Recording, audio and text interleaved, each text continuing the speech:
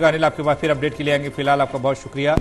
ललित कांडपाल जुड़ रहे हैं हमारे साथ, हमारे सहयोगी। ललित, विधायक दल का नेता एक बार फिर से नायब सिंह सैनी को चुना गया, मतलब यह है कि कल मुख्यमंत्री पद की शपथ नायब सिंह सैनी लेंगे, आज सरकार बनाने का दावा पेश किया जाएगा। आपने सही कहा कि आखिरकार वही हुआ है जिसकी उम्मीद लगाई जा रही थी और गृह मंत्री अमित शाह की मौजूदगी में विधायक दल का नेता चुन लिया गया है। नायब सिंह सैनी जो है दूसरी बार हरियाणा के मुख्यमंत्री पद की शपथ लेंगे और इससे पहले जो है तकरीबन 6 महीने का कार्यकाल उनका रहा था और लेकिन अब जो है वो एक लंबी पारी खेलने के लिए तैयार हैं और आखिरकार उनके नाम पर सहमति बन गई है।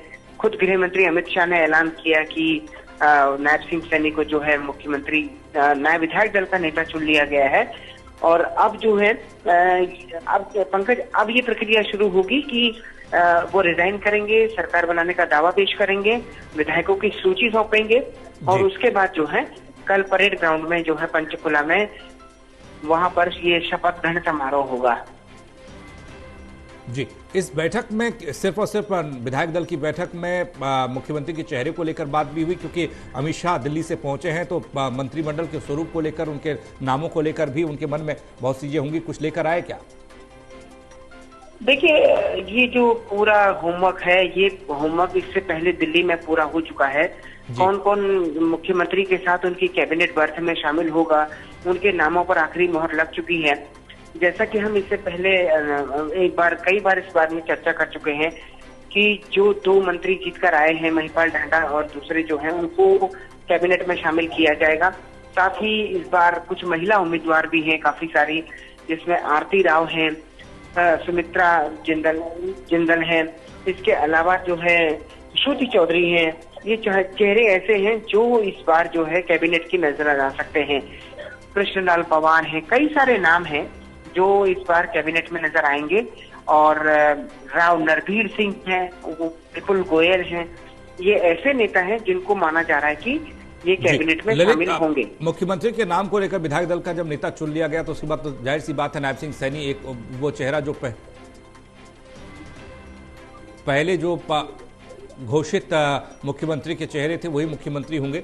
एक और तस्वीर हम दिखाने जा रहे हैं, आपके पास आऊंगा ललित, क्योंकि पंचकुला में एक बैठक, बड़ी बैठक, बीजेपी की विधायक दल की बैठक, जिसमें नायब सिंह सैनी इसमें विधायक दल के नेता चुने गए हैं। विधायक दल की बैठक हुई, उसमें सर्वानुमत से एक ही प्रस्ताव मिला है जो किशन कुमार बेदी जी और अनिल विज जी ने रखा। हमारे पूर्व मुख्यमंत्री श्री नायब सिंह जी का, मैं नायब सिंह जी को विधायक दल के नेता के रूप में चुना हुआ घोषित करता हूं और आप सभी को बहुत बहुत बधाई देता हूं और सैनी साहब को भी बधाई।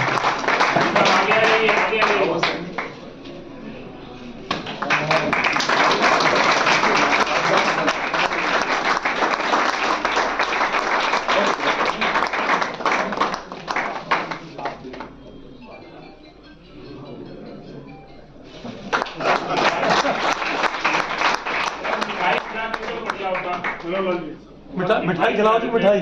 कोई नहीं, अब मिठाई बाद में खिला मौका तो अभी का था।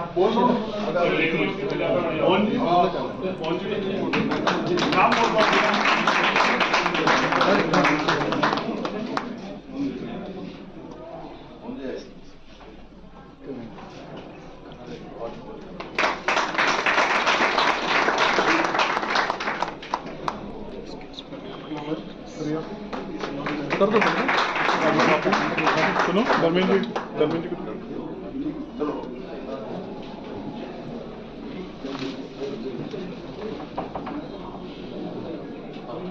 हरियाणा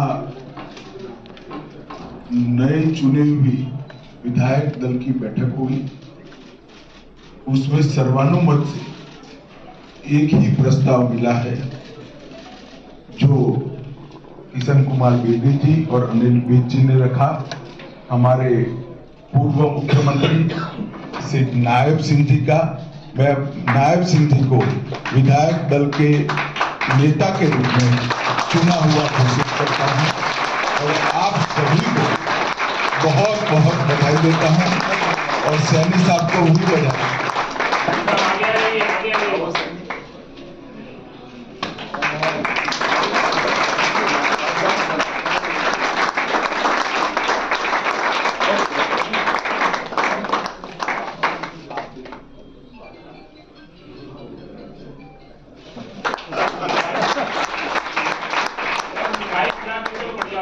मिठाई खिलाओ जी मिठाई। कोई नहीं, आप मिठाई बाद में बाद में खिला देंगे। मौका तो अभी का था। बोल दो।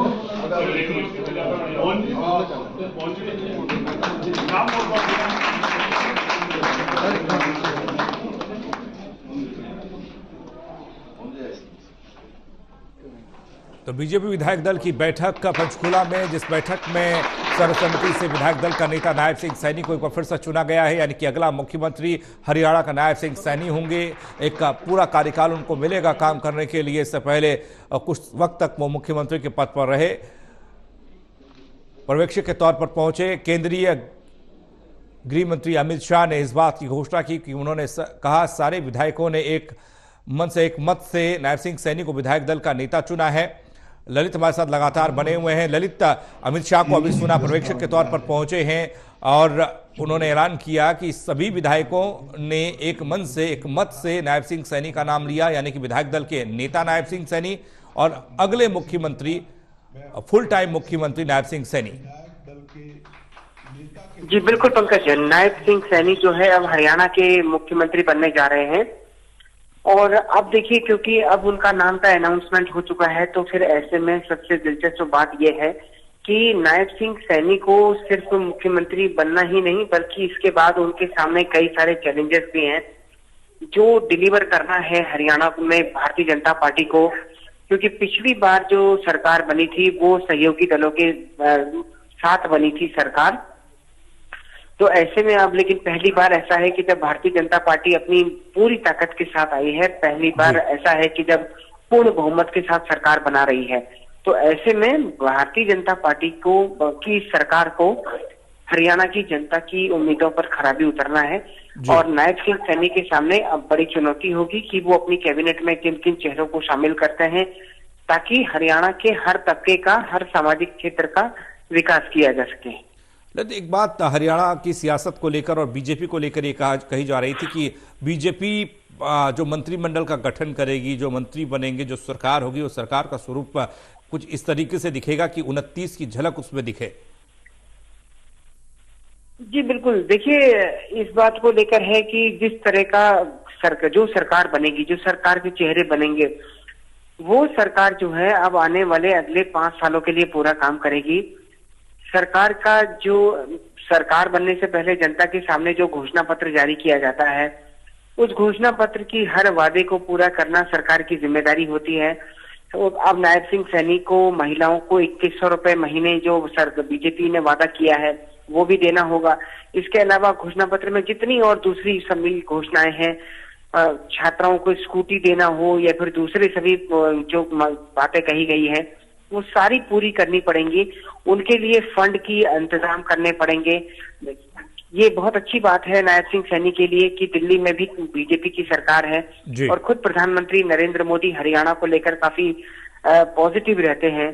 कल वो शपथ ग्रहण समारोह में भी पहुंच रहे हैं। अब ऐसे में जो है उनके सामने उन सारे वादों को डिलीवर करना, अपने साथियों को साथ लेकर चलना, शक्ति संतुलन साधना और सभी लोगों के साथ मिलकर काम करना, ये एक उनके लिए अब बड़ा चैलेंज है। इससे पहले जो 6 महीने का कार्यकाल उनको मिला तो वो एक तरह से फेस चेंज था पार्टी का, लेकिन अब इस बार जो है उनके सामने बड़ी चुनौती होगी।